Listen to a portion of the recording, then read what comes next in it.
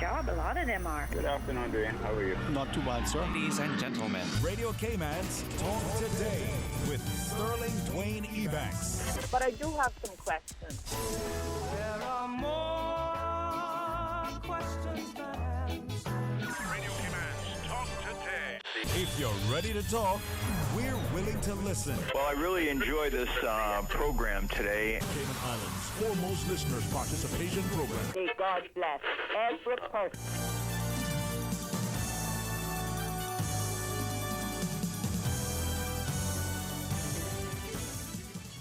Good afternoon and welcome. Thank you so much for joining us. I know it's beginning to feel a lot like Monday. It's probably because it is. Hey, 949-837, 1-800-534-TALK is the number we want you to call and share with us as we have a wonderful opportunity to speak with our good friends from Cayman Enterprise City. Then after that, Susan has a special for you. But you're going to have to stay tuned to find out because it may happen. It may. Stay tuned.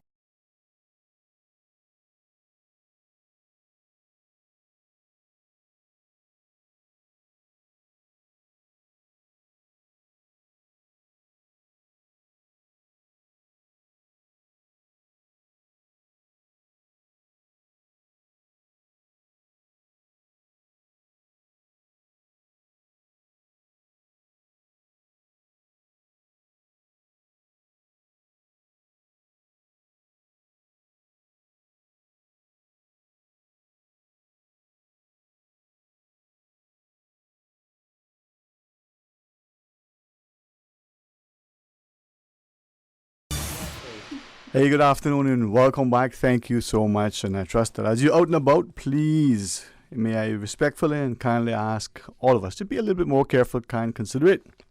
Let's enjoy the festive season as best as we can.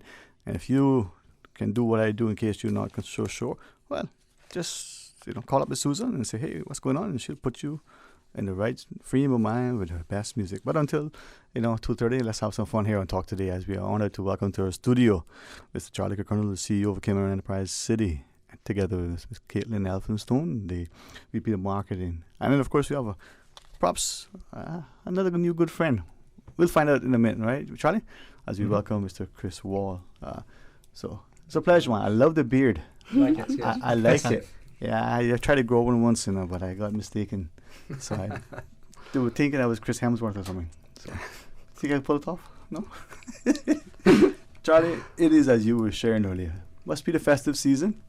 But even in that, for it to be festive, many of us still have to work. And when work is fun, as you guys seem to make it, you work hard, you work diligent, but it's always engaged and productive. And we see not only positioning Cayman in a wonderful light, but providing increasingly for us as parents opportunities for our children, for the next generation, to be able to leverage their talents without having to necessarily leave our shores. And that, for me, is very inviting. So good afternoon, especially to you again. Good afternoon, Mr. Charlie. Yeah, good afternoon. Thanks for having us on again. Now, we see a number of things, and probably, Ms. Kate, let me start with you.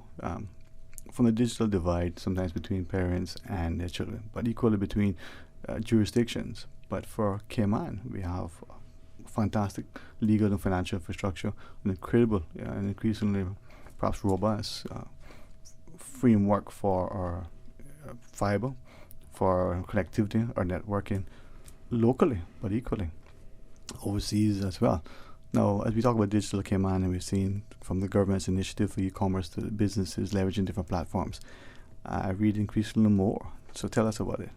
Yeah, so Digital Cayman is an initiative basically to be the voice of the digital sector. I think a lot of the community came around together around the SciDec conference in 2018 and decided, we really should have an organization that can support this industry and make it even better than it is. So, I think it's a really good start, and we're excited we've launched, and now we're ready to take it to the next step. Well, Chris, if I may invite you, and certainly for me, it's not just an opportunity to learn personally, but to hopefully through this media encourage other people to recognize how important this is for us as another leg to our economy, from two perspectives. First, as the owner within one of the special economic zone companies, Walsey Creative.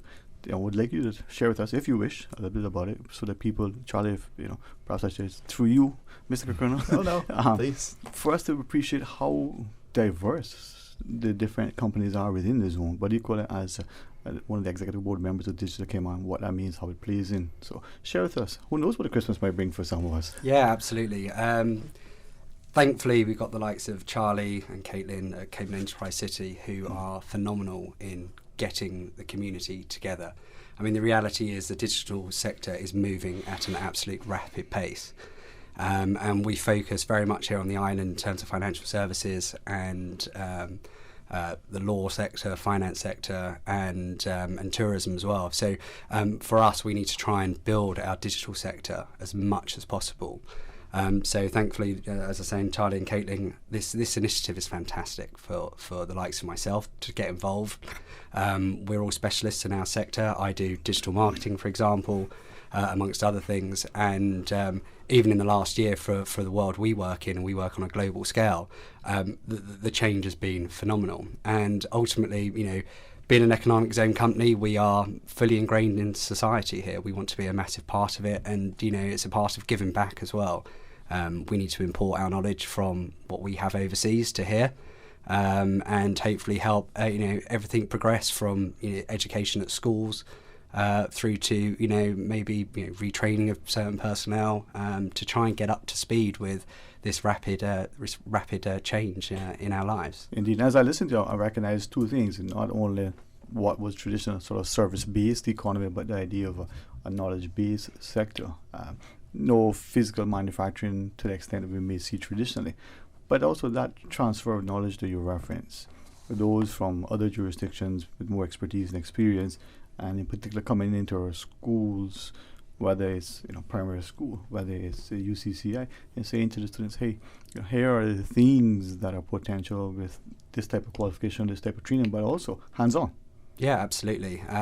It's amazing how clever the children are these days in terms of technology. And I have 3 young children myself, and the way they learn is very different to the way I learned growing up. And the capabilities of their minds to even start coding at 5-6 years old, you know, the groundwork is there. We just need to harness it and really push forward, because ultimately that's the way we see the future. I mean, it is going to be a very technologically driven environment, more so than ever before.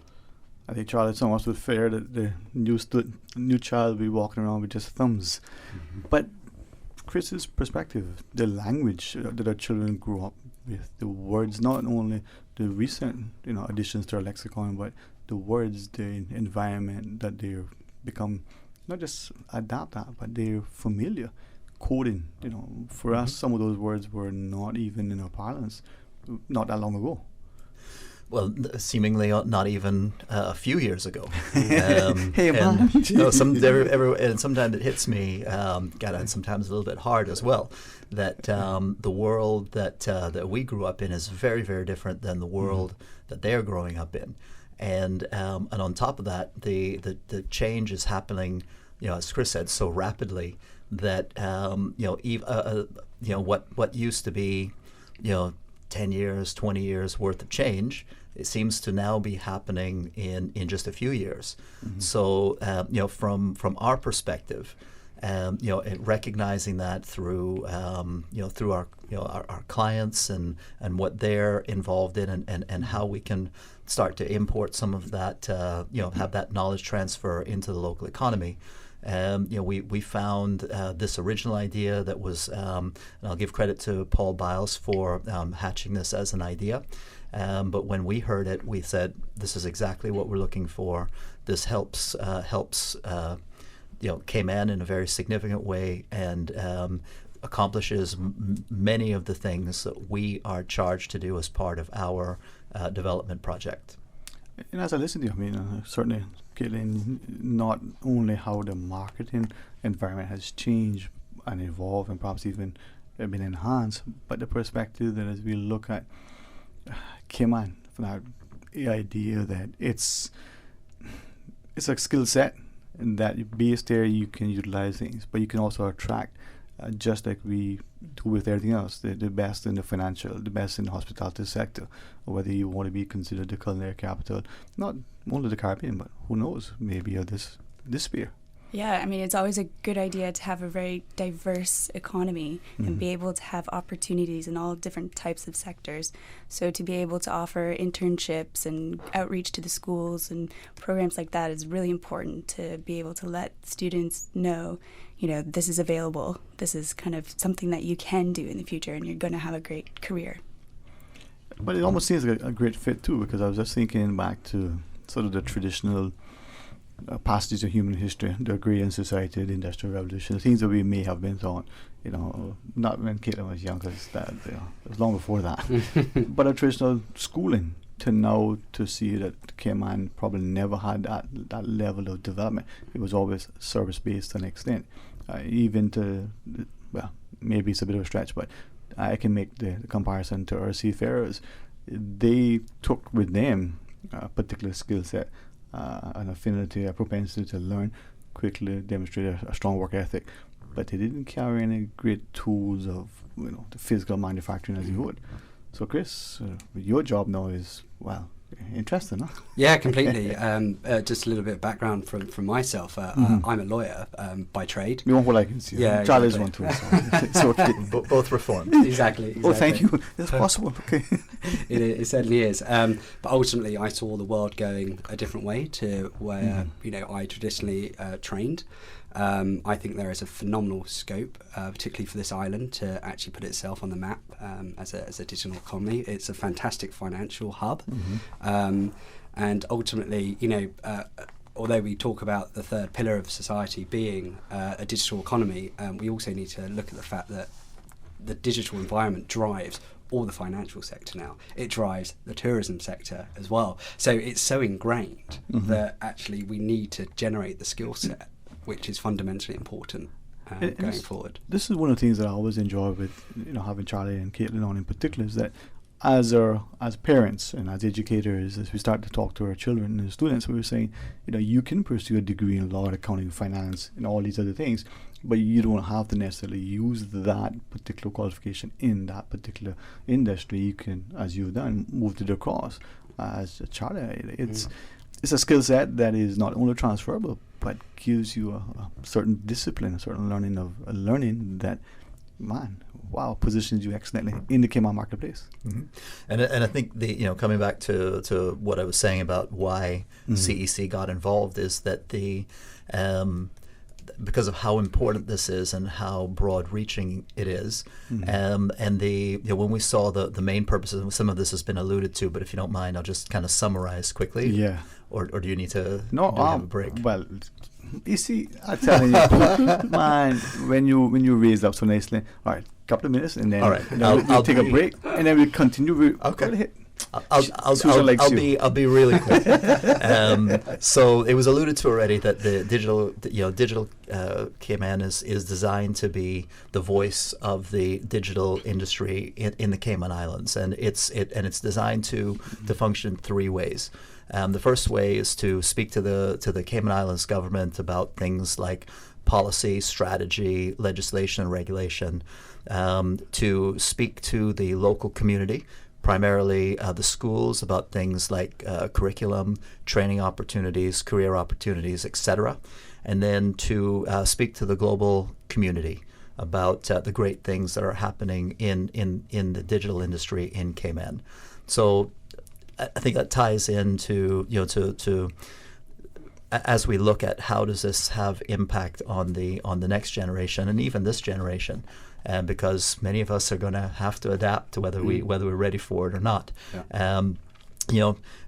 The Digital Cayman Initiative becomes we envision it becoming one of the main drivers of how the digital economy develops in the Cayman Islands. And that is, I think, where we start looking at. I mean, you were just talking earlier, the regulation, laws, legislation, and those are the policy aspects of it, but then the schools buying in, and then how the global economy not only responds but embraces it as well. When we come back, Ms. Caitlin, can we perhaps pick up with you and talk more about the initiative and the marketing aspect of it and the positioning? Yeah, definitely. All right. Well, always a pleasure to learn more about what's happening at Cayman Enterprise City, so please stay tuned for Talk Today. Traffic congestion is bad for your mental health, bad for your wallet, and bad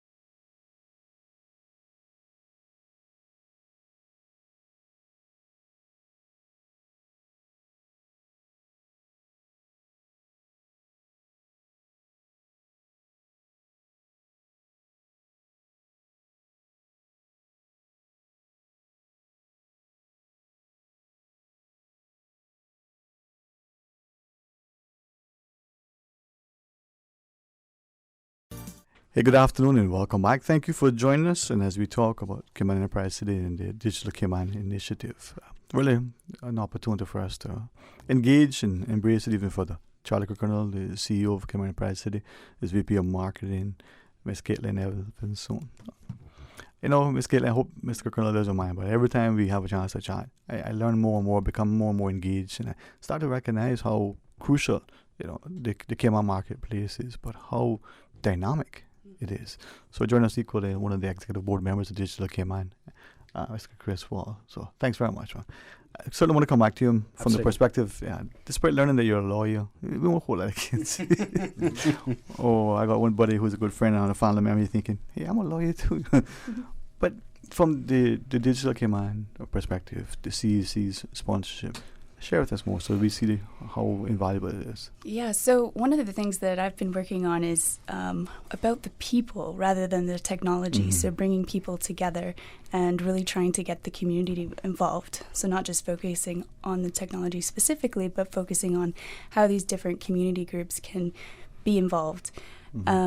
So if you're a parent, reach out, ask us to come visit your school, ask us to do a workshop. If you have a student who's kind of in between 18 and 25, there's lots of internship opportunities. Actually, our internship program at CEC opens this Wednesday, so you can start applying for some summer interns. The other thing for tech professionals we've been working on is our Tech Talks events, which have been really, really successful. We've had 6 so far across a whole different range of subjects. Chris led one, which is really good, the non-tech tech talk about product development cycles. So it's just a range of kind of quality events and programming that is going to get the community involved and active in this initiative. So it's going to be really important. No, Chris, if I may then... certainly I want to be guided by you in a sense, in that as we engage the public and hopefully not just intrigue them, but have them be so interested that they start to talk more about it. And Caitlin, through the parents, how the schools contact, not just for internships, but equally presentations. Yeah. As a lawyer, and then getting into marketing, making that transition, some could easily see the skill sets that you have with the presentations. But what has that been like? And as you develop as a creative, to transition from a lawyer, a trained attorney, and then marketing and presenting your... Well, I think the great thing about actually training as a lawyer, it does give you some fantastic foundations for other things. So whether it is which we had to do, we had to go through a fundraising round. So due to my financial legal background, having all of those skill sets made things a lot easier, and also saved some significant amount of money as well. Just from I was always quite creative before going into the legal profession, ultimately I took that creativity through to law with me. So transitioning back and wasn't that hard, thanks to CEC, for example, they provide the opportunity for that to happen. So we're very fortunate to have a zone like CEC on the island. I think it's fantastic, positive for this island as well. So thanks, Charlie, and Caitlin for that. Well, Charlie, from that perspective, when you think about it, and Chris shared something that I was thinking earlier, many of our students now, the young people now, they have not only interest in other areas, but they're good in multiple areas. And for someone, they may be thinking, well, I would like to be a lawyer. Actually, I'm good in finance. Well, I like the arts.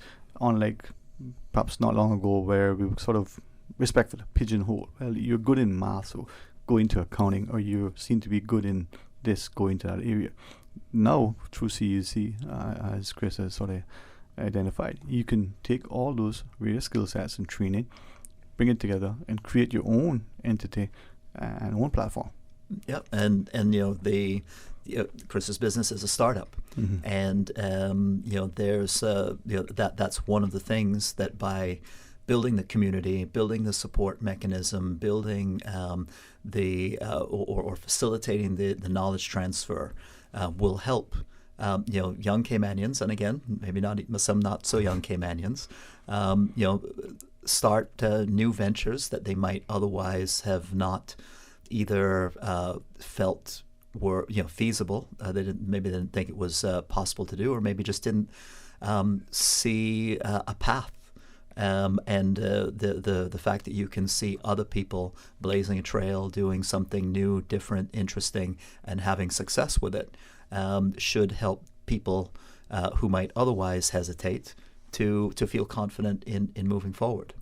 You know, Caitlin, that's the thing that I think is striking for many of us, the idea that some, and so far they're not that many, but it may be because for them they're not as willing to leave their shores. But there are a number of Caymanians specifically who have an interest, a skill, and they believe to do that they need to be offshore.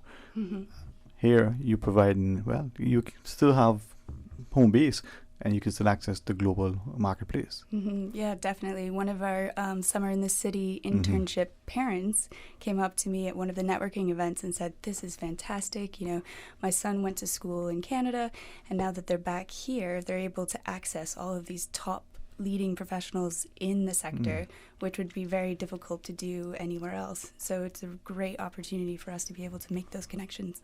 Yeah, I think still, it's a groundbreaking, trailblazing pioneer, but it's still that frontier where, for the next 50, 100 years, even depending how we leverage it and capitalize on it, Cayman could still be emerging and taking the lead in some instances.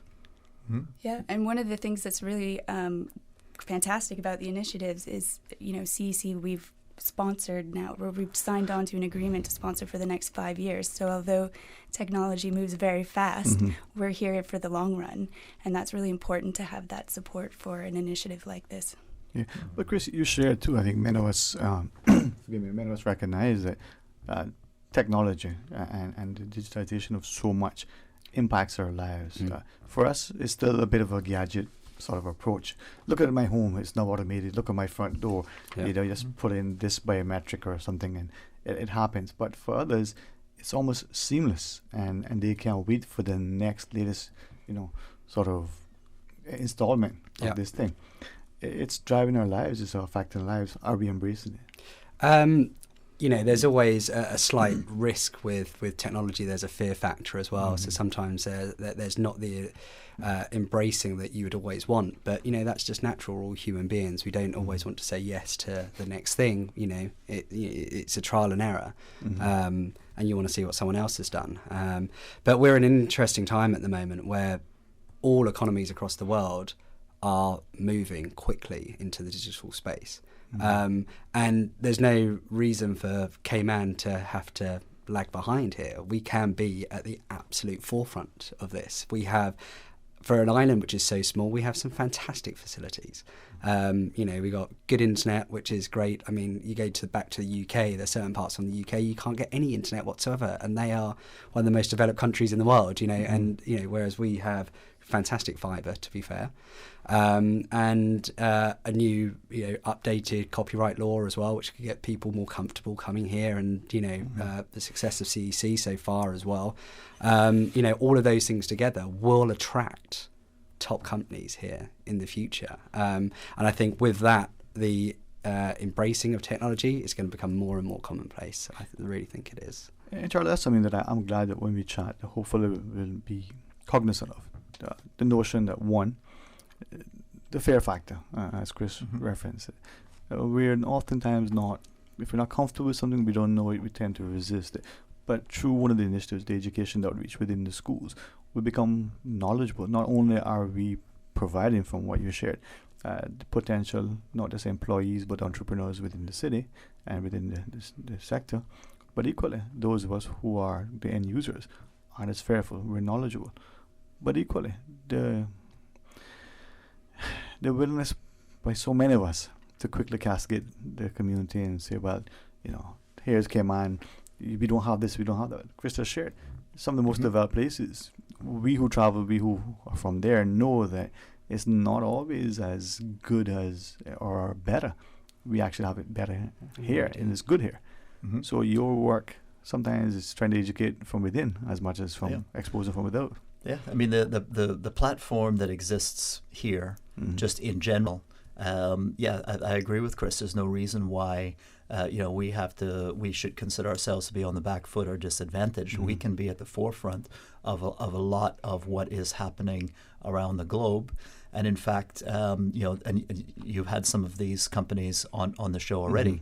We have a good number of companies that are on the cutting edge of the latest technology, doing that from here in Cayman already. So not only is it possible, it's actually being done already.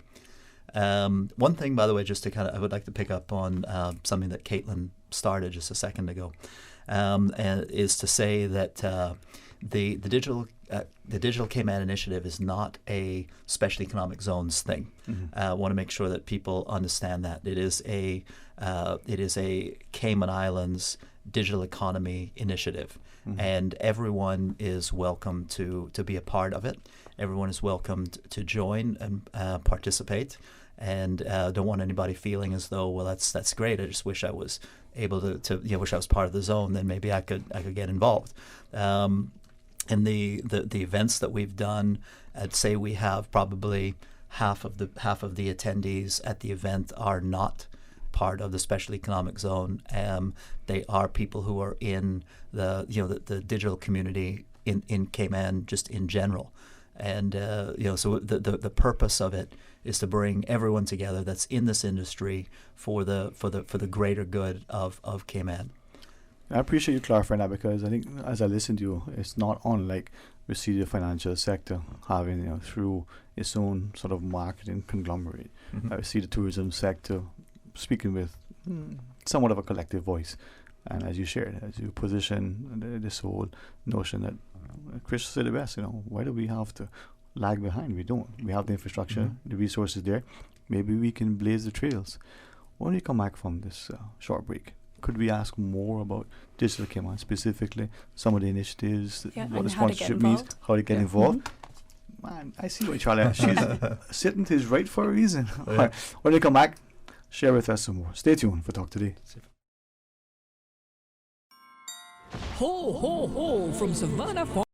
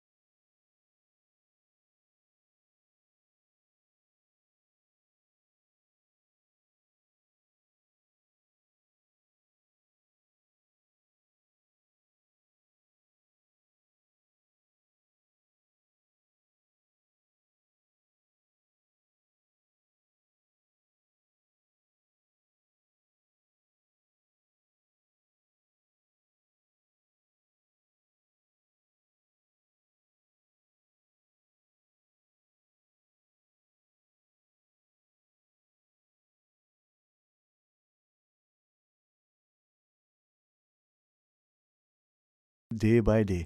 Well, it's an honor to be able to talk about Digital Cayman and to welcome, as part of the partnership for Cayman Enterprise City, the CEO, Mr. Charlie Kirkconnell, with his VP of Marketing, Ms. Caitlin Elphinstone, and one of the executive board members, Chris Wall, and also within the spectrum zone as well. So great benefits. But Ms. Caitlin, if I may just ask you, for emphasis and repetition, but also hopefully to get us to be properly assured, as Mr. Colonel was sharing, Digital Cayman is its own sort of standalone thing, but from the CEC perspective, you see the great sort of partnership in being, not just a sponsor, but a contributor. Yeah, and kind of being able to kind of nurture that ecosystem and be able to bring people together from all different backgrounds to be able to collaborate and innovate, really. One of the things that we have coming up is our roundtable discussion, and that takes place on the 9th of January. That's open to anybody working within the digital economy. Anybody working within technology can come out and kind of discuss Cayman, where we should be going, what should we be doing, kind of all those type of really hard questions, and then kind of collaborate together and come together and bring some answers forward. It's sort of a networking opportunity as well. Yeah, exactly. Yeah. And you don't have to be part of the special economic zone to attend. It's free admission. It's open to everyone. Sponsored by Cayman Tech City as well as Digital Cayman Initiative. So everybody should come out on the 9th of January, get involved, and participate. And something that, Chris, that you shared earlier, that the 5-year-old right now is coding. We buy a new gadget, we can give it to our children, and almost instinctively they seem to know what it is, how to manipulate it, and make it work for us. Yeah. And not only if we're 40, but maybe even when we're less than that, the child at 5 and 3 and younger. So having this within the Cayman economy gives that potential for the new entrepreneur, the new employee in 15 years down the road. I mean, that child is only 16 to 17. Absolutely. From your perspective, as we look at leveraging digital sort of platform and infrastructure that we have, and the idea that in order to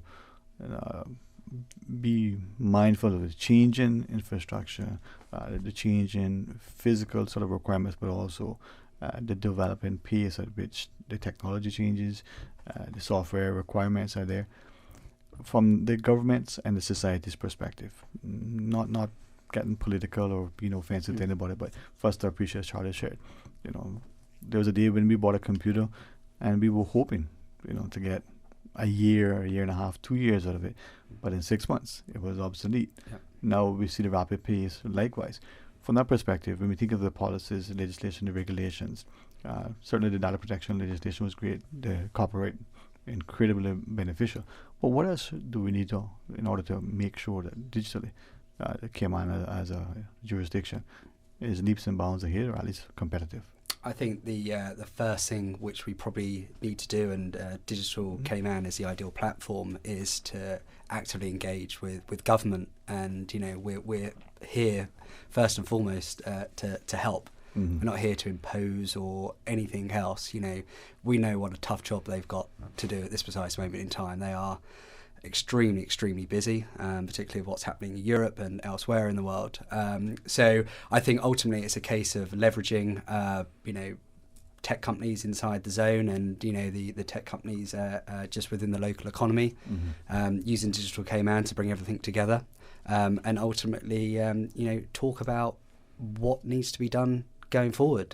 Like you quite rightly said, things are obsolete in 6 months, and the problem is a lot of legislation and regulation is always after the fact. So you're kind of chasing your tail the whole time, which is extremely difficult. So trying to look forward is what we need to do. But ultimately, the US needs to sort its legislation out, for example. Who knows what's going to happen with Facebook, for example? Will it get broken up? Will it not get broken up?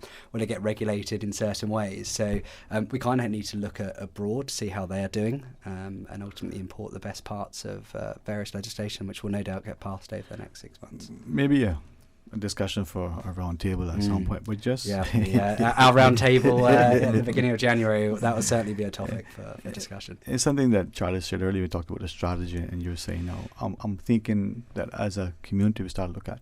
There are many times when our legislation and our response is reactive. We're waiting for the big players to do what they're going to do. Is it possible that in this particular initiative that we could maybe drive some of it, or are we still too small and insignificant? And I use the financial services sector as an example.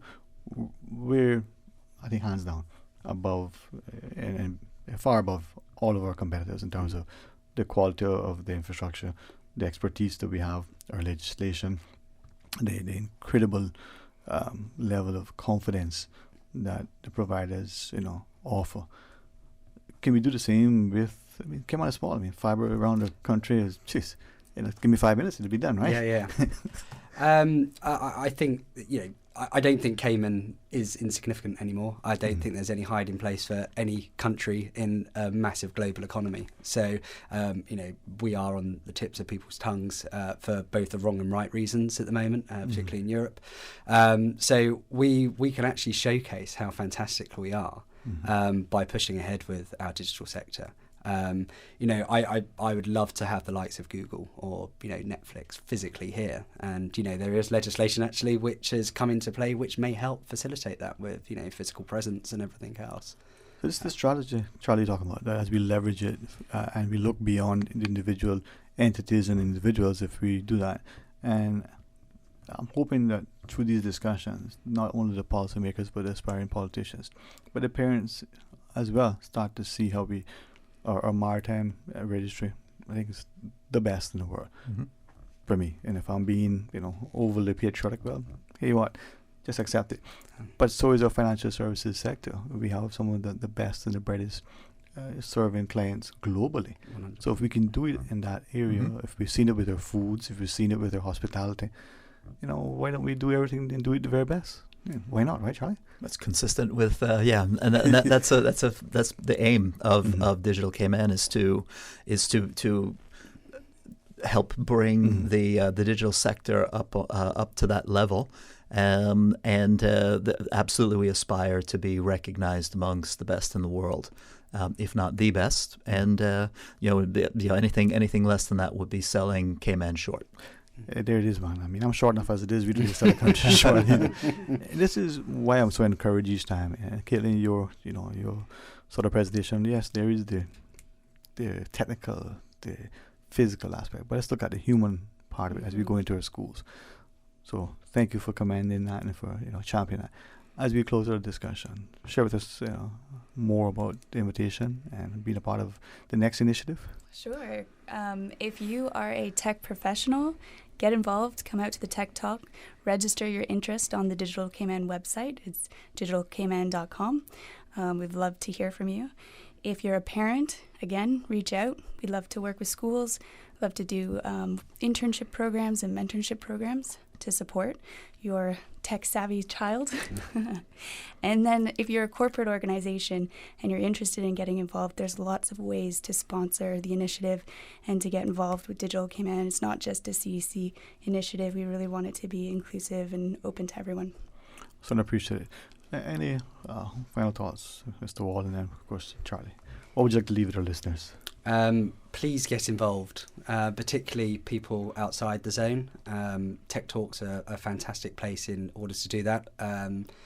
For the first time in a long time, people outside the financial services sector can have a real impact on how the islands are going to develop, particularly through the tech sector. So, we're opening memberships up properly, hopefully January, February.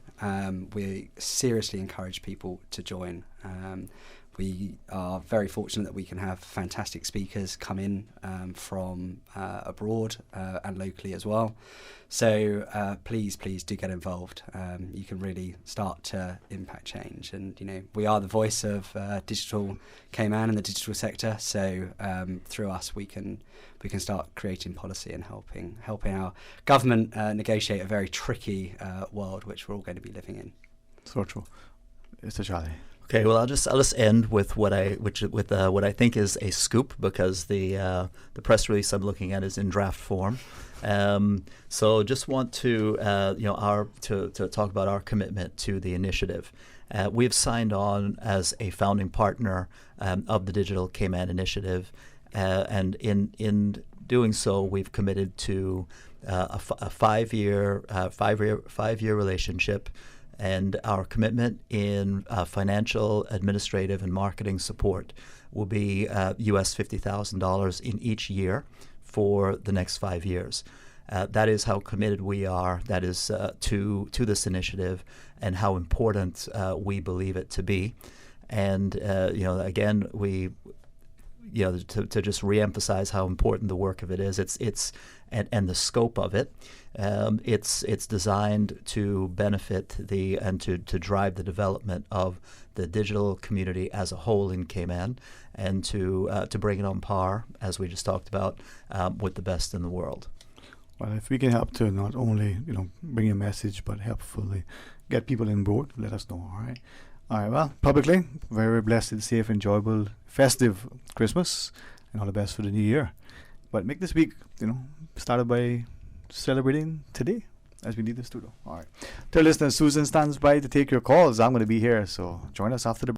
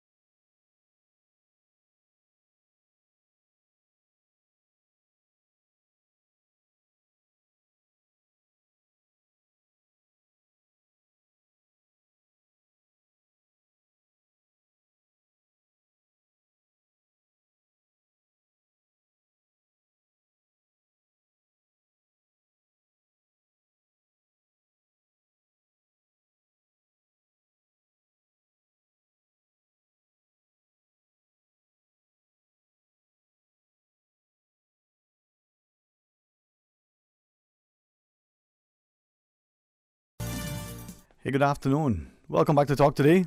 It is some open line now, and wow, almost Christmas. Almost Christmas. Well, what plans do you have? What things do you want to say or share with me? Would be honored to hear. And as we invite you to call and share your thoughts with us, 949-8037, or toll free with the kind compliments of Flo at 1-800-534-8255.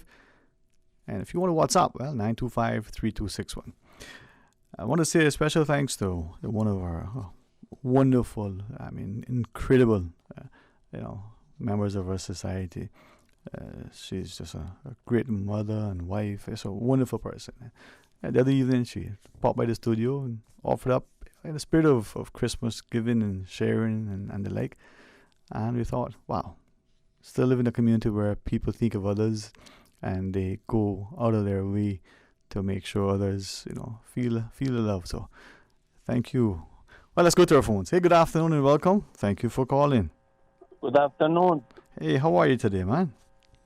I'm fine. How you doing, Dwayne? Man, listen, I am thankful and I hope I always be grateful and gracious. So, Merry Christmas to you. Yeah, Merry Christmas to you and to every listener. Thank you. Dwayne, I see, as everyone see, the interview with in the campus with the Ritz-Carlton general manager. Mm-hmm. And my question to him, to the general manager of the Ritz-Carlton, he talking about island reputation. And he say 15 years ago it was hard to promote the island and all these untruthful stories he trying to promote. First, before me and him and every foreigner come, this island known all over the world. Mm-hmm. This island have beautiful beaches, which is put in some magazines that the best beach in the world. Mm-hmm. And the Caymanian people, welcome in every visitor. The safe environment in this island has been here from 50 years ago, before even the general manager of the Ritz-Carlton come to this island and put his foot in this island. And, it is very sad that somebody claim, all these untruthful stories, and the newspaper never question those untruthful stuff he trying to promote himself as he is the one gaining the reputation of this island. And I think it is very sad that nobody in the Cayman Islands ever went and respond to that interview. I was waiting for some people to respond, especially those Caymanians who work in the same industry, Mm-hmm. who know what is Cayman and what is make Cayman to reach to what it is today. It is by the heart of the work of the Caymanian seamen, the Caymanian elder people who work hard in this island. It is not for any foreigner to claim that he is gaining the reputation of the Cayman. And, I just want to ask some questions to that general manager, and I challenge him to come to the radio, or he call the radio and respond to them. Number one question, how many Caymanians you employ past 15 years in your resort? I think the percentage will not be 2% or 1% of the 1,000 or more workers you have down there. And if you're not employing Caymanians, you're not having any Caymanians to interact with the guests you have in your hotel, what reputation you was trying to regain? What reputation you trying to regain when you not done anything for the community? You fool the student, you bring them to the hotel, you work them in the summer and fire them. And it is very sad that people are not talking about this from long time. And today, when I read again and again that interview, it shocked me how this man have the guts to tell all these untruthful stories in the newspaper, and nobody from Cayman have gone and respond to him. Why do you think that there hasn't been any response? I mean, I take on board what you shared, and before I ask the other question, what do you think that is? Nobody responded, or no Caymanian has responded? You see, people are talking. I see people are talking about this. Right. And they are not happy with the interview. Mm-hmm. But I don't know what is the reason. Maybe financial reason, job reason. I don't know what is it. But people are not talking in general in Cayman about anything, Dwayne. They are scared to talk. There is so much things. I leave to January about some hotels in this island and what happening in those hotels. I'm gonna reveal in January. I don't want to mess up this Christmas. All right, well, I'm gonna leave it to January, because the people who feed the workers, the slave workers who are being treated as slaves, feed them the expired food in the hotel. That people shouldn't be talking about anything in this island or open their mouth in this country. Well, I certainly appreciate that you're one of the people who pay attention and at least willing to send your thoughts and offer your perspective. Anything else you want to share with us? Yes, Dwayne, I want to wish everybody a good holiday. Mm-hmm. I send my wishes to the government of this island, the Honorable Premier, the Speaker of the House, the Leader of the Opposition, the members of the House, and I wish people don't drink and drive. Remember, you have wife, child, mother, father, brother, sister waiting for you at home. Mm-hmm. And know your limit, and don't get drunk and drive and put your life and other people in danger. Hey, thank you for sharing that, man. And I hope that everybody will, take on board that they can still be festive, have as much fun as they would like, but do so responsibly. And to you and yours, very blessed, safe, merry, and enjoyable Christmas, man. Hopefully I'll get a chat with you often. Yes. All right, thank you, man. Out there listening, I know that it's, for some of us, very hectic. We're trying to get all the year-end stuff done in the next couple of days because we're hoping to get a few days off next week with the holiday on Thursday. A welcome reprieve for many, but for others, oh man, it just makes it that much more challenging to, because the work week in some respects are interrupted. Well, what I say, if they give you limes, what you do, you get a piece of fish and you season it with it and wash it, and so that you can have a good fry up. That's how you look at it. You got to think of it in different perspectives. 8949-8037 or 1-800-534-8255. Of course, you can WhatsApp 925-3261. And either way, we want to hear from you.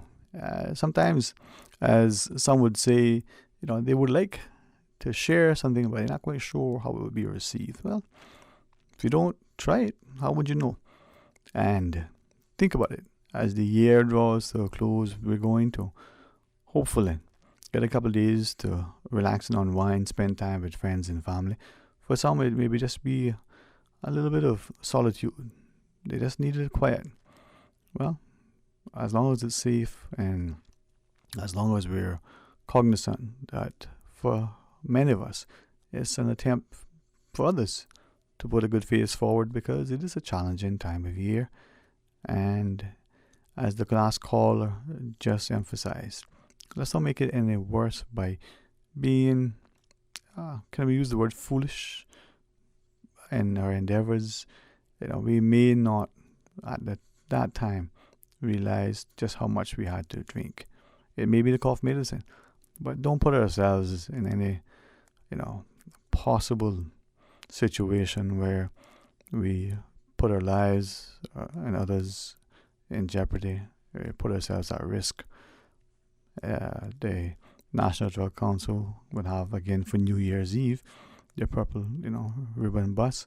Let's use that, but every day, not just at Christmas, but given that there is probably a lot more deliberate, acts of festivity, let's be very conscious that if you're going to be out and about, know where you're going, the company you're going to be in, and equally, how you're going to get to and fro, and so that you don't have to drive if you had even a sip. Now, something else that is quite unfortunate, but we've heard it from a lot of people recently. Now, is it because it is, increased as a result of more people out, or is it because these people are out that they don't normally go out? But a number of people have questioned, after having just one drink of whatever it is, that they don't feel that good, and wondering, did someone, maliciously, deliberately thinking it might even be fun to put whatever it is that people put in people's drinks to do whatever it is that they do. And if you are aware of that sort of thing happening, do all you can to bring it to a stop. Alert the authorities, speak to the management, the owners of the establishments. We don't need people to be put at a greater risk. And some may think, oh, this is no harm. It's just fun. Watch this person get drunk off a soft drink because we've added this, whatever this is, to the drink. Well, it may not be fun for that person, and it could be even deadly. So we've heard from a few of you that has been something that you've experienced, in recent weeks. So is it that it's an increased practice now, or is it just that more people out who don't normally go out? Whatever the case is, it's not fun, it's dangerous, and certainly not something that we should take lightly. Well, it is supposed to be a fun-filled, festive time. We want to hear from you. What are your plans for the Christmas? How are you going to prepare your meals? Is it that you've embraced something new and you want to start a new tradition? Is it that because of your working environment, perhaps your extended family, perhaps other interests, you've discovered a new food, a new recipe, perhaps an old recipe that you found, hey, we've sort of reinvented it. I'm not talking about putting, green bell peppers in conch, because that's just not right. 949-8037 or 1-800-534-8255. Of course, you can WhatsApp 925-3261. As you have a chance, call and share your thoughts with us.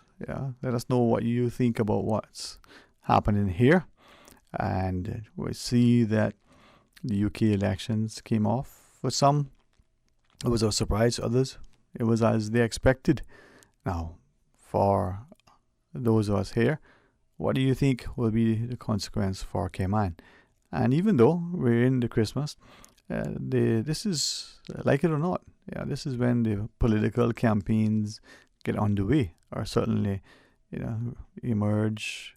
They get sort of entrenched. People get introduced to candidates. Christmas time, always festive. And even though, as we stand right now, the election isn't until the year following, ordinarily it would be, next year. So this would have been a ripe time for a lot of campaigning. You've probably seen some of the invitations go, getting people to come to things that have been going on for a while and new things that are being started. Well, what do you make of it? What do you think of it? And from that perspective, as we know, that there are some proposed changes, amendments, as it were, to our constitution that, as our government has said, the UK government is amenable to having go into effect. Well, we looked at them? And even though we have until February to make comment, well, maybe we'll sort of delay our responses until the new year. That's fine. But be aware that they're on the table. And let's make sure that we at least, one, know that these are the things that are being discussed and considered and could be quite possible. And two, are we in a position that we may want to send, in a comment or two, and we would know how to do so. Maybe, as some have shared, if we're going to be looking at our constitution, why not look at it in a more perhaps exhaustive manner? Consider other things, perhaps add some things that would be better, perhaps take away some of the things that are there. One of the thoughts would be, what about the elected members of our government? Is there a way to ensure that they have more authority? Is there a way that the electorate can be given a way to recall those politicians that they think, hey, well, we don't really think that they're performing or they've done something that we don't necessarily like and doesn't seem that anything is happening about it. What about the idea of a referendum? Is 25% too small a number? Should it be 40%? Or should it be reduced to 10%, 5%, 15%? Is it that once you can convince a particular member of the Legislative Assembly to support it, that should be sufficient? Right? What are some of the things that could and should be considered? Well, 949-8037, 1-800-534-8255. Of course, you can WhatsApp 925-3261. I think those are all of our numbers, right, Miss Susan? Yep, she says so. So she's the boss, and she tells you it's right. We won't question it, will we? Well, now, since Thursday is a public holiday, and we're going to probably either have Friday off or we're going to come back to work on Friday, and the Christmas is right around the corner, what are your plans for Thursday? We're not going to be going to the polls to vote for, to participate in the referendum. Do you have plans? Have you, like some have already said, oh, it's a holiday, so close to Christmas, let me just take one day and then off island we go. Is that still your plan, or is it now that you can and have decided that's what you're going to do? Or is it that you're going to get full swing into your cooking and the like? Hey, good afternoon and welcome. Thank you for calling. Hey, good afternoon, Dwayne. My good friend, how are you today? Okay. Good to hear from you, man. I'm hoping that, you're enjoying the week and it'll be very productive. Yeah, thankful, man. All right. Yeah, very thankful, Dwayne. We have to be, though. We have to be. So much to be thankful for. Yeah, just be able to breathe on my own. Not something to take for granted at all. Okay. Well, when it comes to over the holidays and people who may be drinking and driving, I know the police have said that they've already started with roadblocks. Mm-hmm. In order to detect anyone that may be drinking and driving or under the influence. Mm-hmm. Which is very good. Because we wouldn't want to know anyone lost their life. So true. Whether it's over the holidays or not. Would be terrible, But I think what the police also need to do, they need to go to like nightclubs and any other establishment that may be having big parties, and have officers checking on people before they get into their vehicles. Mm-hmm. And And if they notice anyone who may be under the influence and illegal to drive because of how much they had to drink, just take the machine, let them give them a breath test, and if they're over the limit, let them know that they're not able to drive. And they don't have to charge them after they take the breath test. Just let them know they're not able to drive, and they're giving them a warning not to drive. And if they do get in the vehicle, it's an attempt to drive, they will be charged. Yeah, I like that. If I could just maybe ask you then, and come back to that, but just rewind for 1 second. I call them the roadblocks. I don't know if that's the right word to use, right? So we call the roadblocks. We saw one Saturday by the Yacht Club roundabout now as you go over the bridge, 2, 3 o'clock in the afternoon, whatever it is. If I may ask you and others as well, because I think the police want, as you said, to make the roads as safe as they can. I don't think they're trying to make it disruptive and the like, right?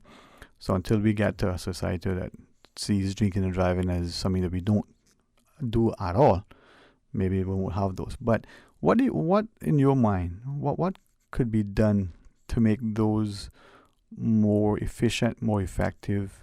The timing, the location, or what are your thoughts? Those roadblocks. But you said they had a roadblock for an accident? No. It appeared An accident. there didn't seem to be any accident at all. It just seemed to be a number of officers, and I call them a roadblock. You're coming through, checking the stickers for the car, maybe checking for tint, maybe whatever it is that they're checking for. You know, the normal thing that the police do all the time, right? And you know, whatever it is you go through, you always see some car approaching it, turning back for whatever reason. But it was Saturday afternoon, 2, 3 o'clock by the Yacht Club roundabout there by the bridge, at the foot of the bridge. So what I'm saying, what do you think could make it more effective? Any thoughts? You mean that it's not disturbing people who may be just going about their normal business? Well, it's going to interrupt. I mean, you know, you're there. It's going to. You could have a brand new car, and you could, I don't know, be the best driver in the world. You could be chauffeured. You could be the governor being driven. If you're caught in that, you're going to have to go through it as the police direct you through it. So it's going to affect you. But how can it be more effective? You want to say more efficient, more productive?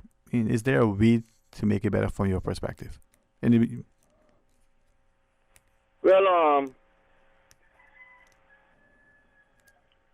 I mean, those police have a way of, most of the time, of having roadblocks Mm-hmm. when they feel that it's in the hours that people drink. Yeah.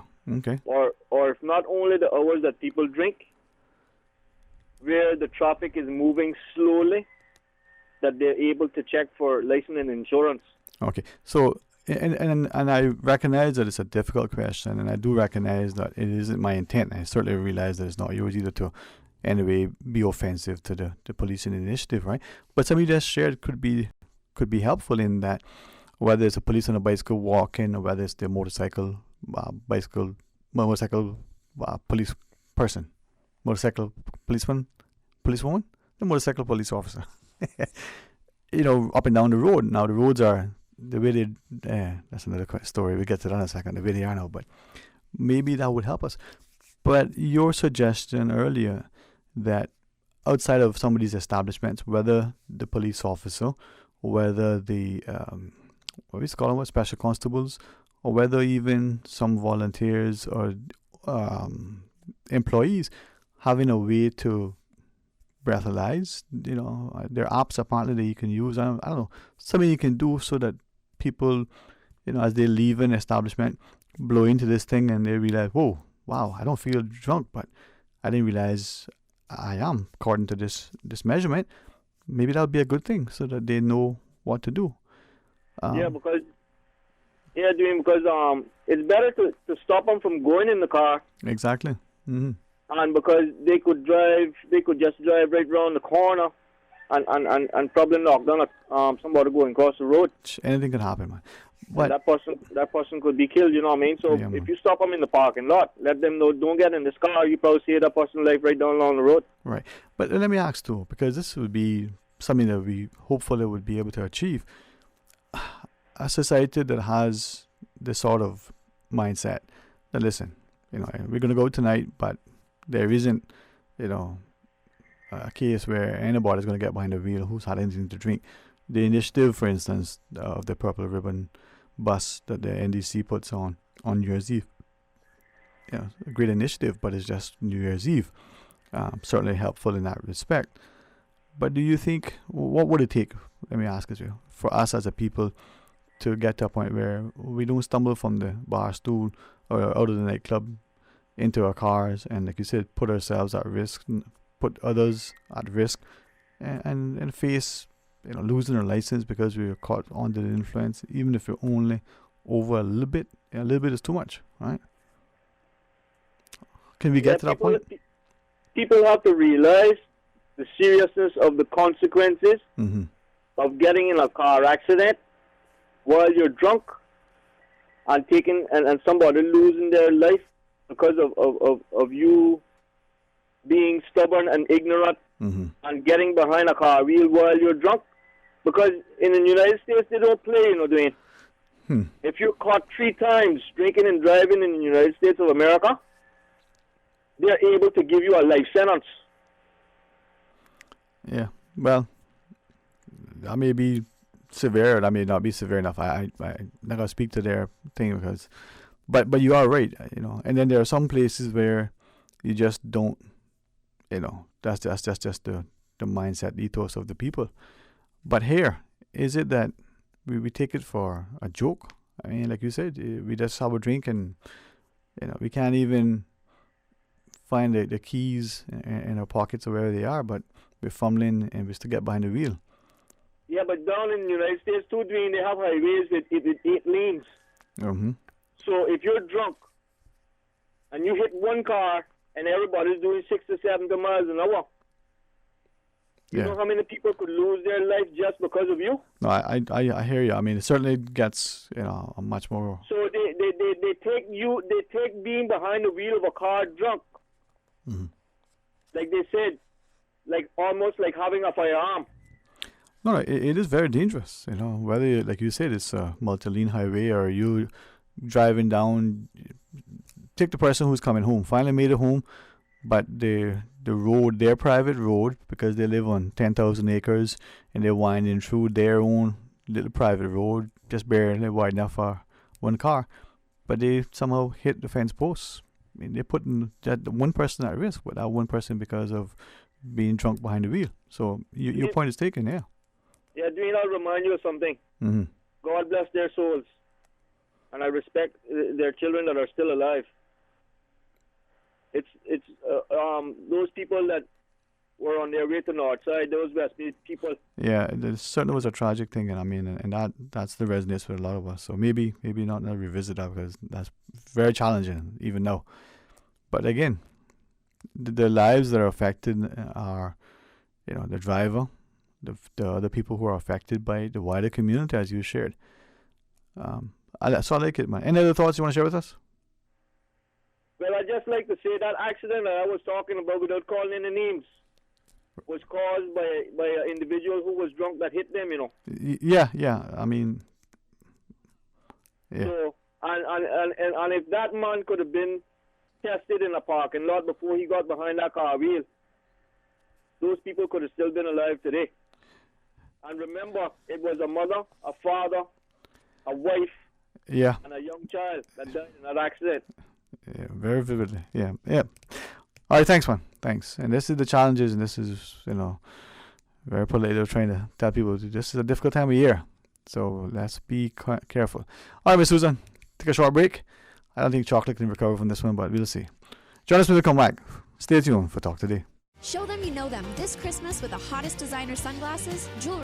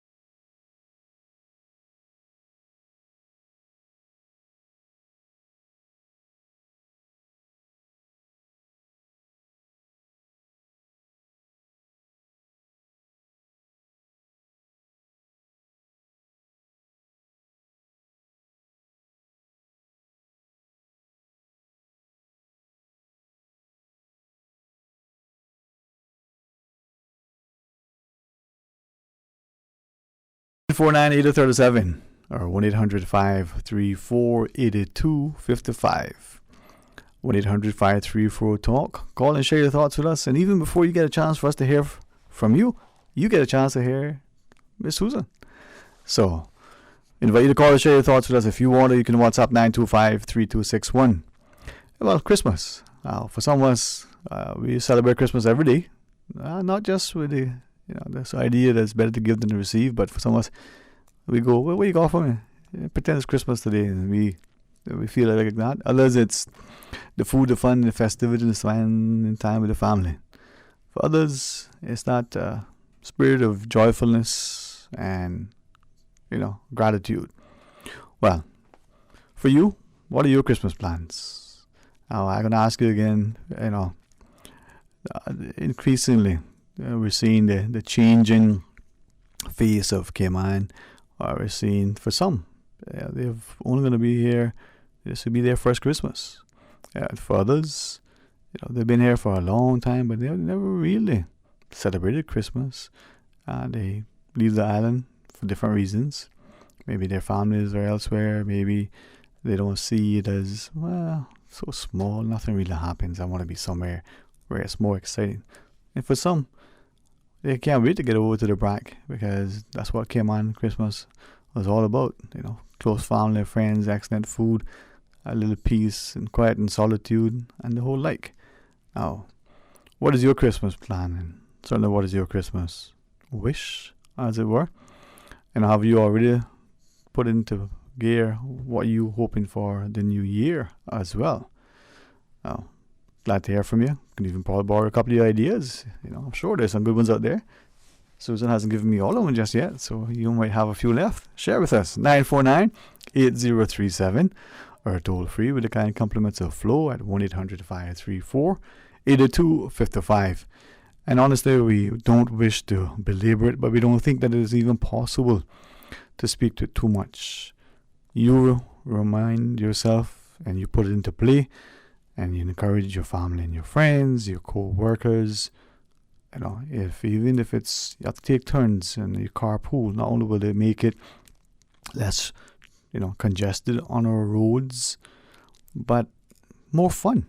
You think about it, Even if you're not as young and youthful as you like to believe you are, you have the camera in hand and you be the designated driver. You don't bother to have anything to drink that would put you, in a sort of unfortunate predicament. You take pictures of your friends. You look at you. Look at how you acted when you only had one sip. Imagine if you had a whole drink. And maybe, not only can you laugh about it after, but it may cause them to think, about the next time, to what extent, they may want to engage in a little libation. Now, there was a time not far back when we did this at our homes. You met up with your friends, you visited, that's what we called it, and you brought over something to eat, and you partake, and maybe you end up, bringing in the morning hours, and you had the food together, and everybody enjoyed the company of each other and went home safely. Then the next day or the next weekend, maybe you went to another friend's house. Not impossible. People do it still, not just here, but other parts of the world. The only thing is, can we do it safely, responsibly, and respectfully? And don't leave the whole idea, well, it should be this one that does it. Well, be responsible for yourself. And if you have your co-workers and your friends, if you're going to go there every night because you're all celebrating something, maybe you have a extended vacation, maybe you decided that, for the next couple of weeks or nights or however the case you're going to go, well, just make sure that you are safe and you take turns. Tonight, I drive, tomorrow you drive, the next night, someone else drives. And everybody gets a chance to, share in the responsibility and, perhaps be behind the camera. And then you can take turns laughing at each other because, well, we've seen the pictures of some of our families and the videos, and some people, if you ever want to see them in their true habitat, anyway, be safe. That's all we share. 949-8037, 1-800-534-8255, or likewise, you can, send us your thoughts on our WhatsApp 925-3261. I had a chance, unfortunately, not to do it in person because of travel commitments, but following the election results in the UK, we all have friends and family who are either living or working there, at school, who perhaps, the majority of their family is still there. And as my friend was sharing, going out to vote in the polls, you realize how, well, for them in his area, the weather was a bit different. I didn't know until he shared it, and then someone else said, yeah, that's actually how it is. You can vote by proxy. Now, not saying that's something that we would want to embrace here, but it might not be, a bad idea to consider. But for some, they're going to go to the polls, and as he saw the returns come in even before the ballots were officially tabulated, realizing that, wow, this is the outcome. And was it 3 elections in 4 years or whatever he was sharing? I want to relay that because he said to be able to still operate under a system where the government, has a time where they can call it an election that's convenient for them, maybe something that, we shouldn't take for granted here. having that fixed term every, November, every whatever the date is, every 4 years, every 5 years, the country will be subjected to a general election. The parliamentarians of the day will have to prepare themselves to face the polls and have the voters make a decision. And as long as the voters are engaged and informed and turn out in, significant high numbers, then that would, give the sense of participation and a semblance of a healthy democracy.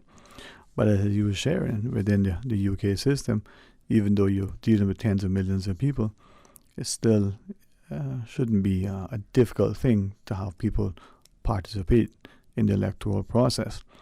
Now, we got to chatting, and even though it was on the phone, and for me it's always better to talk in person, he was saying that it's probably a sense of expectation that there isn't any manipulation or hijinks, I think it might have been what he said, when the elections transpire. Doesn't mean that it can't happen or it doesn't happen or that it won't happen, but from the perspective that the populace has a level of confidence that they go to the poll, they mark a ballot, that if there's only 10 ballots or 10 million ballots, that will only be the number that are counted. It won't be any substituted, there won't be any that go astray, there won't be any meddling of any sort. And I was asking, well, what would the Cayman context? We got 20,000 people or thereabouts. We have a perception that it's a free and fair election, and there isn't, too much that seems to indicate that it isn't as robust and as respected and certainly a confidential system as any. Asked him the question, what, if anything, could we do that would make sure, almost as absolute as possible, that our electoral system isn't compromised. And he said, strangely, the more you automate the system, perhaps the easier it will be for the system to be fooled. Now, he says, not only from external hack, but even an inadvertent sort of programming error. Whether that's something that is done deliberately, maliciously, but even if it's just an inadvertent sort of consequence. Now, as sort of arcane a system as taking your pencil and marking, physically a ballot, well, maybe that is not a bad system. Is there a way then that the card itself could be tabulated, not unlike he says we do with standardized examination, so that the counting system, but even that could potentially, be manipulated. And as I enjoy, chatting with him and realizing that for some of us, the atmosphere of the political sort of campaigning and the election process is for many, not just because of their past studies or their present occupation, they find it to be, intriguing, and for him, I was share invigorating in that you get to see people in this instance, from what he shared, braving unprecedented weather, snow in some years, I thought he may have shared, and certainly colder than normal, and still going out early in the morning to making sure that they get to cast their ballots before the weather changes or the workday, gets into full swing. For some, they're coming off the shift early, so they're going to get in the vote and then back home, and then waiting for the electoral returns to come in. Now, in a country as significantly important to the global, stage as the UK, and to see the election process unfold in the way it did, what do you think about our own system? Well, 949-8037,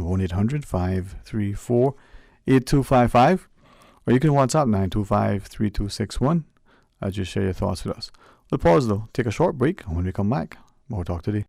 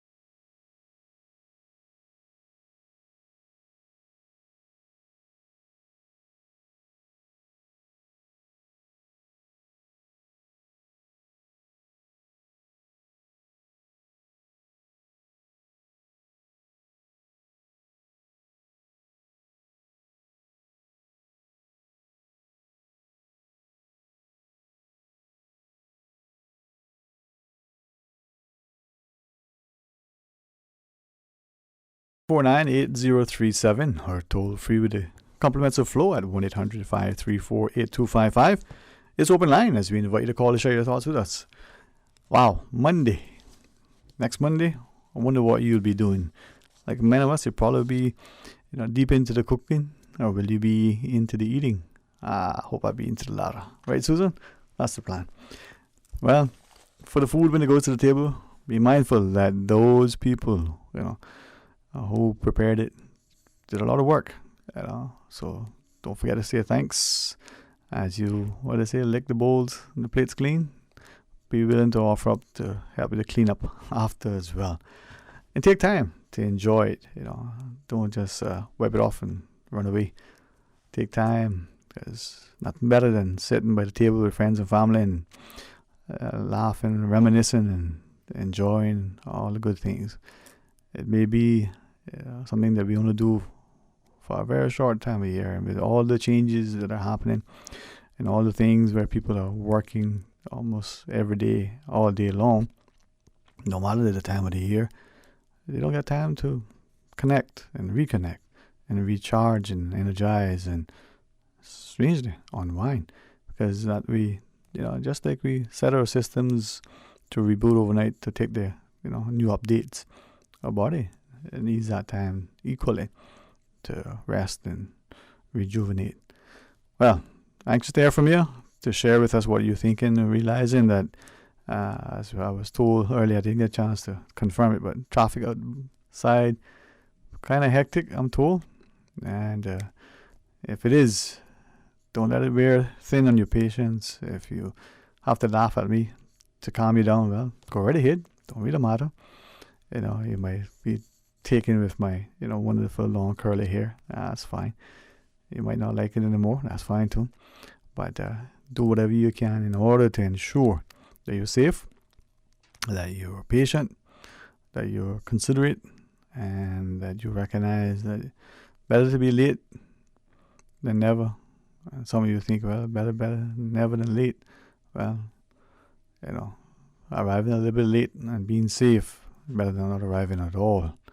And appreciating that the roads, despite how many tens of millions that we've spent on them, whatever upgrades we've done to them, they're congested. There are a lot of cars out there. Is there a way that you can be one less car? Well, maybe riding with a friend, a chance to share together could help. Perhaps not, if it's possible, not even venturing out at all. Sometimes we don't need to go anywhere. With a little bit of planning, we can get things done. Now, I do recognize that employers and employment situations have changed significantly. And for some, they'll feel expected and maybe obligated to work to the very last second. For some, we may understand, accept that's the nature of the employment. For others, we may say, oh boy, that horrible person we're working with, whichever.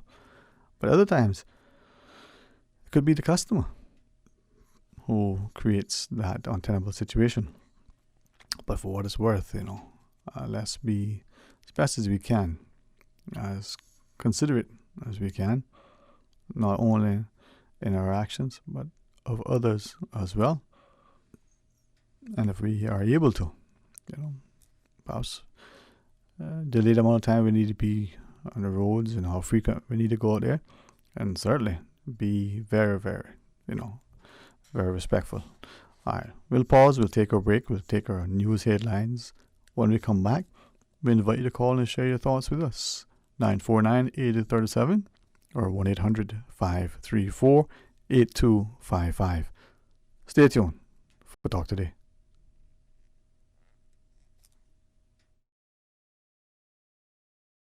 Continuing the Caymanian tradition. Let Cora keep my ground so clean. The heart and soul.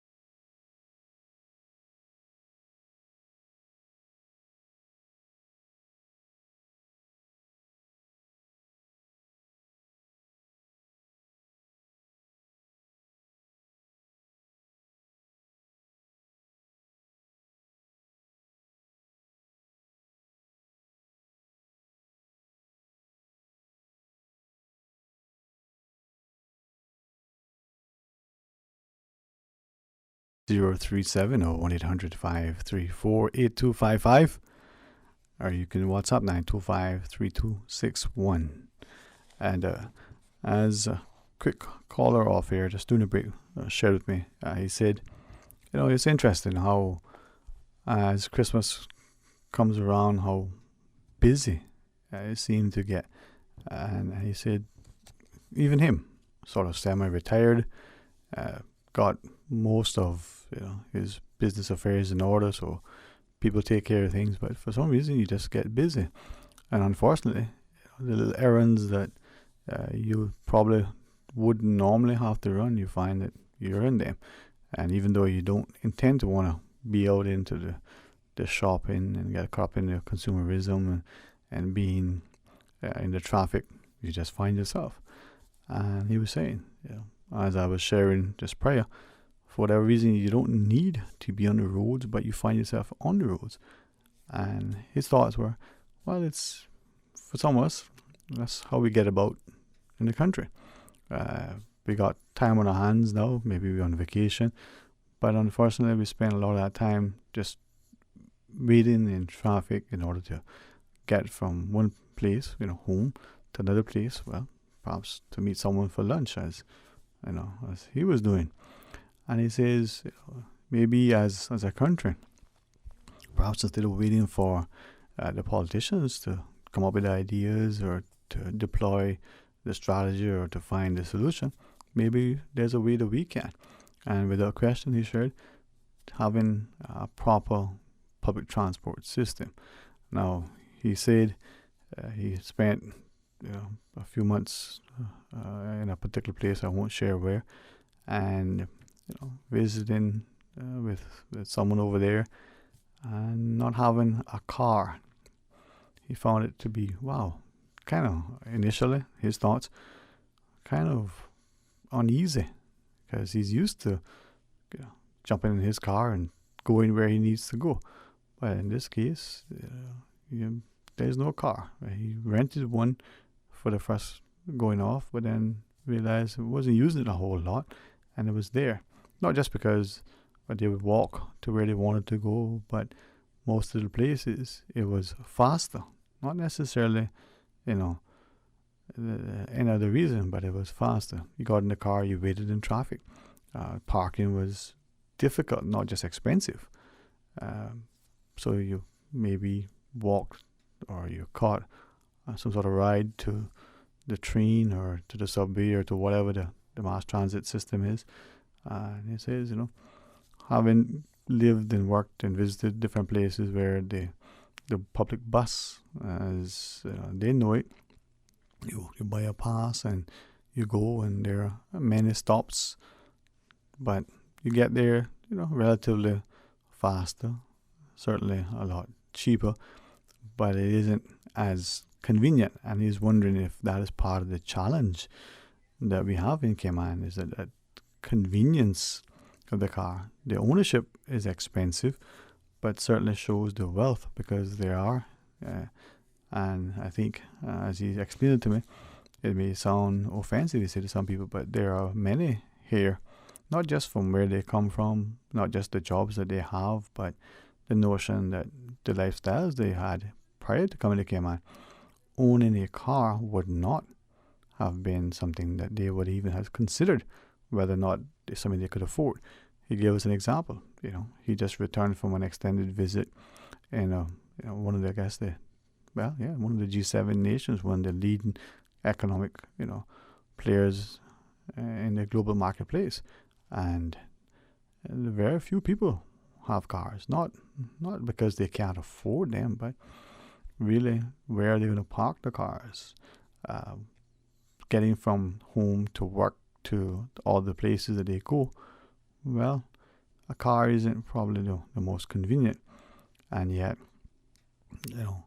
when they come here, everybody gravitates towards a car. Now, ease with which to buy one, relative ease in which to get around in one, despite what many are complaining is the increased congestion on the roads, but it's only increased relative to what it was last year or the last decade. But compared to other places, that we all visit and work and travel and live and have friends and maybe are from, it's not that bad. But is there a way before it gets any worse that we can address the issue? And if so, what is the solution? Is a bridge over the North Sound the answer? Is some sort of tunnel underground subway railway system? Is it something else that works? And certainly, is it one that the government should drive, or is this a private sector initiative? Is this one that is all about the profit motive, or is this one of those social goods, as he, sort of terms it, that has been ignored to date? Is it because of the interests of those who would make money from private car ownership, whether they're selling or maintaining or washing or whatever it is that they do? And is it that as a country we don't see it now? He thinks it's going to come to one of those things where we decide quickly, not just because of the financial cost, but the frustrations people are facing relative to having to move about in their cars, but also the potential economic factors may not be as heavily weighted as the environmental costs, when people see that the congestion, the lost time on the roads, with people waiting in traffic, getting to school, getting to and from work, getting to places. Now, he said he did a bit of a sort of aerial overfly recently and wondered, are we looking at a network of roads, and how would we, if we were to put in some sort of rail system, some sort of public transport, where would the transportation hubs be so that people can get to those points, get on the train or the tram or the bus, and then get from there to where they need to go, realizing that it is, or can be quite hot and muggy. There is the rain to consider, and certainly the mindset of many people in our society who may not necessarily want to give up the independence and the convenience that the car offers. And he said, whereas it may be for some the idea that they were going to, let's tax the car, let's make it super expensive. So that's not necessarily the answer. No. For some of us, we don't see taxes in that way to be a deterrent or even to be equitable. But that certainly is a response by many. So we're going to tax you so that you are no longer, considering using that. Well, he shared, what if you had a proper, public transport? Would some of us maybe only use the car once or twice a week as opposed to every day? Or would it be a case that we only use the car on a Friday? Or maybe we won't use it on a Friday because after work with our friends, we don't have that many obligations as we do otherwise. But in addition to that, there are many of us who would probably ride our bikes or walk if we felt the roads were, much safer than they are. Not just from other road users, but sometimes from the condition of the roads. Now, I think we all would agree they have improved and are improving. But what about, dogs that chase after people? What about just the behavior of other people on the road as well? And I appreciated his sentiments, and he, did relay some things he had shared previously. But having a perspective from someone who, had an extended stay overseas, and as he said, not having that car initially felt kind of vulnerable, felt kind of, wow, geez, if I want to pick up and go, I just can't jump into my car and go, even though I probably won't get far because of the traffic congestion. But realizing that that's how, the majority of people seem to get about. And he was not only, surprised to meet many people who not only did they not own a car, but they never, had a driver's license, or they had one and, they never renewed it a decade or more now that they were without a driver's license. Not only because in some cases it's, a few dollars that they don't want to spend, but it's a few dollars that they don't need to spend because there is another form of identification that they can have. But that driver's license isn't something that they really need. Now, he said there wasn't, a lot of people, but, relative speaking to the numbers he met, it was a fairly, measurable percentage. Just a thought. Can you see yourself without a car? Even if you were from a place that you wouldn't necessarily need or want or be able to, enjoy the luxury, as he puts it, of a car, the privilege of a car ownership. But yet in Cayman, with the greatest respect, I think without a car, it's challenging, to say it politely, to get around, to and from work and the like. You're making your shop, once a week or a couple times a week or maybe less frequently. All right. This is the final break to take. And when we come back, I want you to share your thoughts with us. So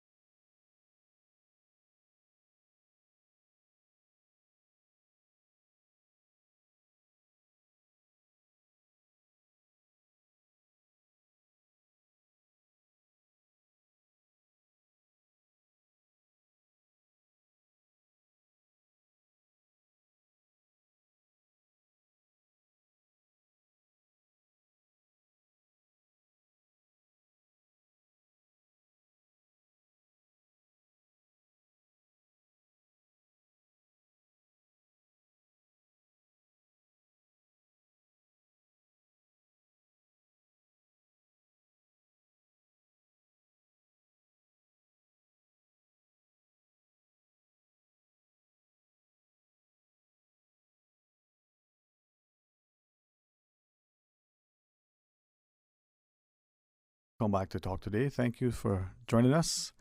949-8037 or 1-800-534-8255. Oh, it's a pleasure to be working with Miss Susan.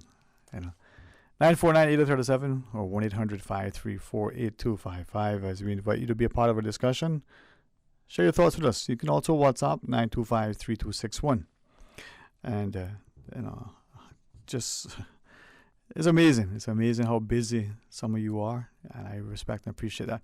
So just during the break, someone else called and said, I was in the car listening to you and had to stop because the person, she said, she was just thinking, Christmas, she just bought a new car. Not that she needed a car, or that the one that she has now, isn't newish. But she said, I just bought a new car because that's my gift to me. I can afford it. And, even though it was a quick call, she said, here, and I'll read into what she shared and try not to repeat it verbatim, but she said, hey, okay, great, I have the affluence. I don't have to sell this car before I buy another car. And even though, I'm not spending hundreds of thousands of dollars on a car, inferring, well, you may have to sell your house first to buy another house. Some of us don't even have to do that, obviously, and that's great. But as she shared, I'll have two cars. I want to drive the new car. I'm going to keep the other one licensed and insured because, well, I may want to show it to someone and they may want to drive it. So it's not like you suspend the insurance on that one, but the license is still there.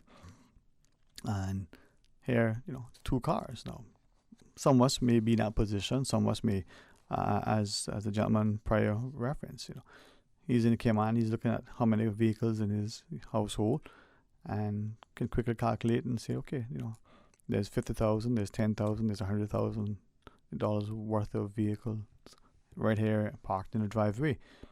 Now, is that similar to your household, or is it that it's 5 cars, but between them they don't worth 5,000, or is it 5 cars, but they each have an average of maybe 40,000? So you're looking at $200,000 in value, maybe more.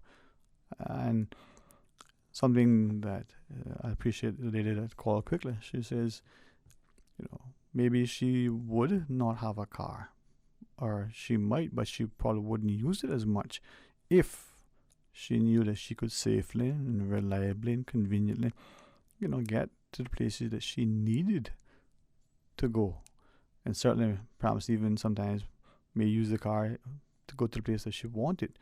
Now, inference, you need to get to work, so you want to take no chances. You got a new car, you feel it's safe and reliable, you quickly jump in the car. We don't have to worry about the car being snowed in, like in some places. Get up early to make sure the car is there and the driveway is clear and you can head out. Or you have to worry about other things. So you get to work and you understand the traffic congested, so you leave at a certain time, maybe you leave a little early. But what if on a Saturday evening or a Friday you decided you wanted to go out with friends? Would you use your car if you could find an alternate way to get about safely and certainly securely and conveniently and the like? Or maybe that's when you would use your car, and then the other days you use the other means to get back and forth. Now, as we look at what a new year brings, do we look at what it should entail in terms of making it that much better for the country and its people likewise? 8949-8037 or 1-800-534-8255 as we invite you to call and share your thoughts with us. And as you're out holiday shopping, finishing up your last minute holiday prep, as you're getting your work in order, perhaps you've getting ready to travel. Well, safe travels to you. Perhaps it's just hectic and this is a difficult time of year because of the demands of your job, the nature of the work you do. And even if you're not in necessarily the hospitality or the retail sector, the idea that you have to, be on duty, on call, almost 24/7 for the next few weeks. Well, for those of us, who don't, let's remember those who are. And as you look at your job and the like, well, is there a way to make sure that you're that much more attentive and not distracted? So as a result, you're not doing, something that you wouldn't otherwise do and risk, something. Let's go to the phones. Good afternoon and welcome. Thanks for calling. Afternoon, dear sir, dear number one, you Kingston. Good afternoon, sir. How are you today? I got too swollen feet, but I'm listening to you. Well, I hope those feet don't be swollen too long and you'll be all right soon. Let me turn the radio down. Yes, sir. All right. Go ahead again. Yes, I'm hoping and praying that those feet not are swollen, that you'll be up and running around soon, huh? Yeah, but I don't want to go home. I'm running down road, George. I don't think many of us will, huh? Yeah, I just called to say this. Mm-hmm. People that drink heavily and they know they drink, they should not go. I'm not running anybody down, but I said they should not go out in their vehicles. Right. But, and I hear you in two things, and I appreciate what you're sharing. But as respectful as we're trying to be, two things. One, they want to get out somewhere. They're going to meet a friend at somewhere, maybe a friend's house. They're going to have a drink. Yeah. How are they going to get there? I mean, for most people, it's a difficult challenge to get from one spot to the next. Dwayne, you didn't hear me now. I heard people you. that drinks heavily. I hear you. But I'm saying that person who wants to drink, so they know that they're going to go out and they're going to have a drink. It could be over to a friend's house. It could be meeting a friend at a certain place.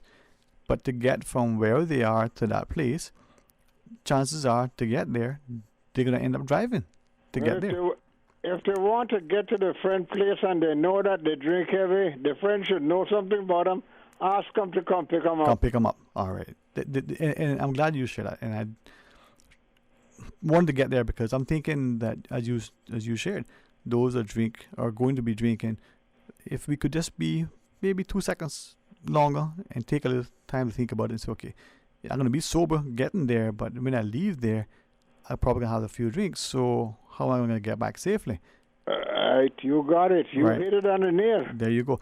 So I said make arrangement with your friend. If you're going to their home, some friend home or some party, if you're invited, ask whoever it is, look, if I look too high after a certain time, will one of you come and take me home? Yeah, man.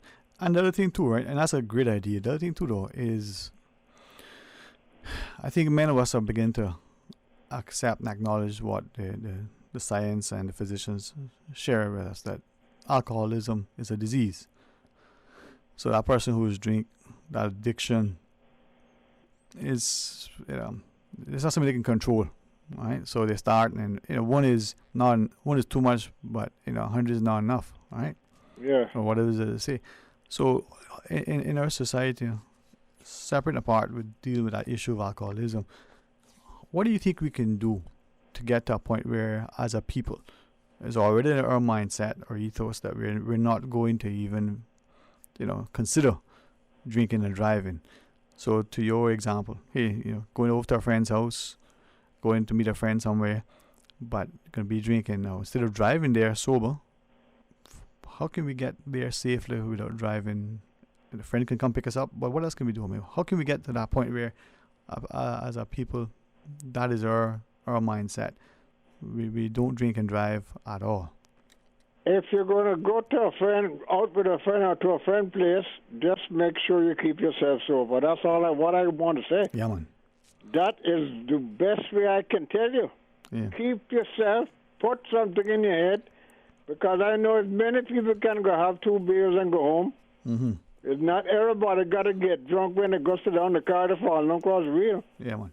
Well, that is true. Have some self-control and recognize that, as you said, if you're going to have to drive wherever you are, don't drink, even if it's what you think, just a little bit, just a sip, just or whatever it is. That could be that thing that makes it, puts you over the limit and puts you in problems, right?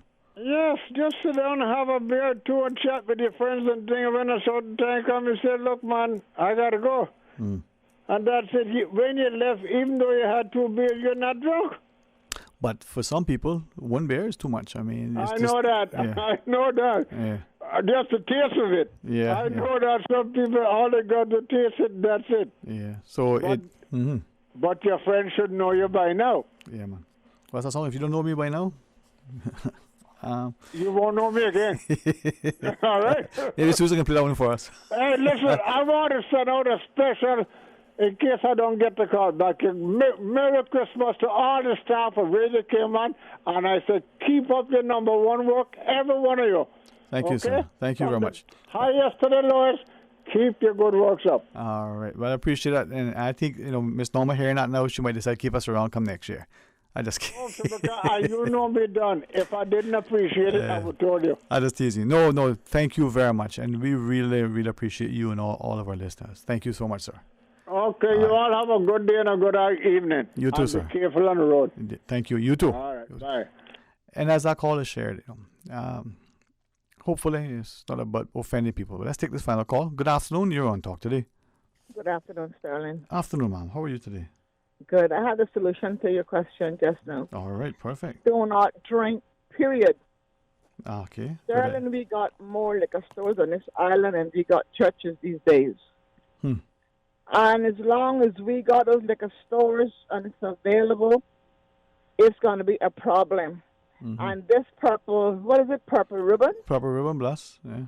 This purple ribbon is just an encouragement for people to come out here and drink even more, I feel. Liquor does not need any, doesn't need any, wanted to encourage another individual to drink. No disrespect to the purple ribbon, but they should not even encourage. I don't care what they're going to celebrate and what they plan on drinking and how much to go to intake. Because let me tell you something, a drunken person is not an easy person to deal with.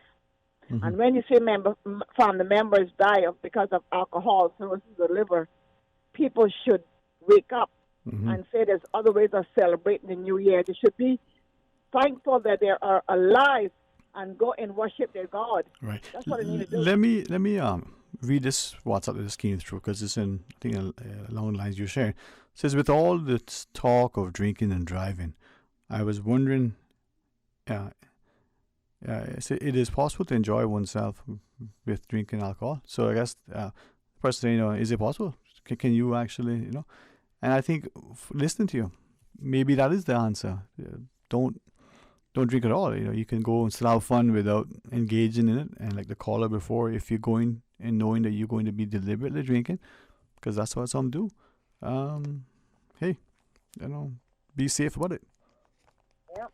Yeah. There's no need for all the liquor and the blue ribbon or what the heck is Purple ribbon. Purple ribbon is just for encouragement.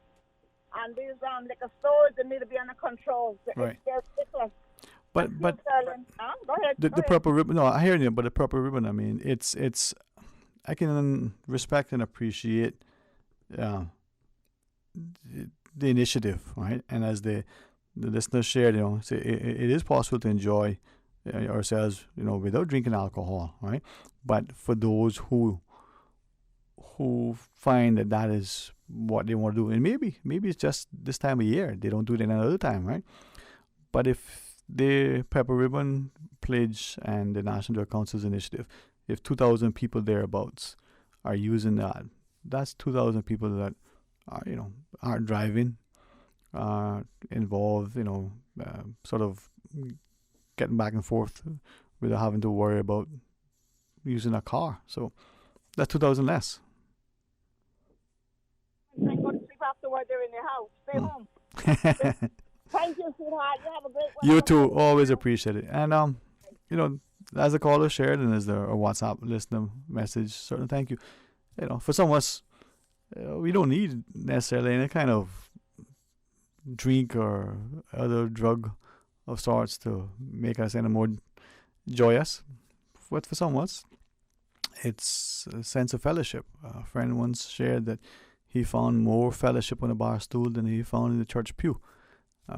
Sadly, is an indictment on us in the way we fail to respectfully and responsibly engage each other and to, take up the mantle of being our brother's keeper.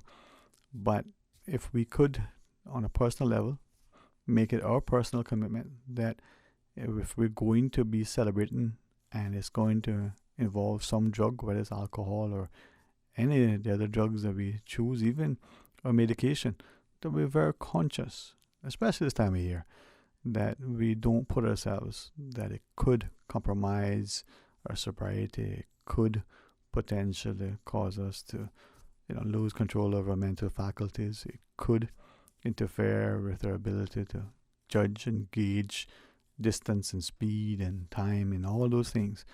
And if we are friends, that we'll watch out for each other, like the caller shared. You invited your friend over. It's not a case that a friend is going to be spending the evening, because some of us will invite you for breakfast and tell you, please, stay for dinner, and we spend the day, and that's a great way to fellowship.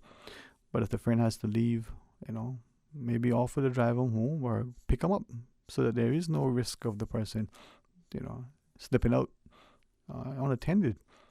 No, maybe it's not as easy as we say, but perhaps it is easier than we make it out to be.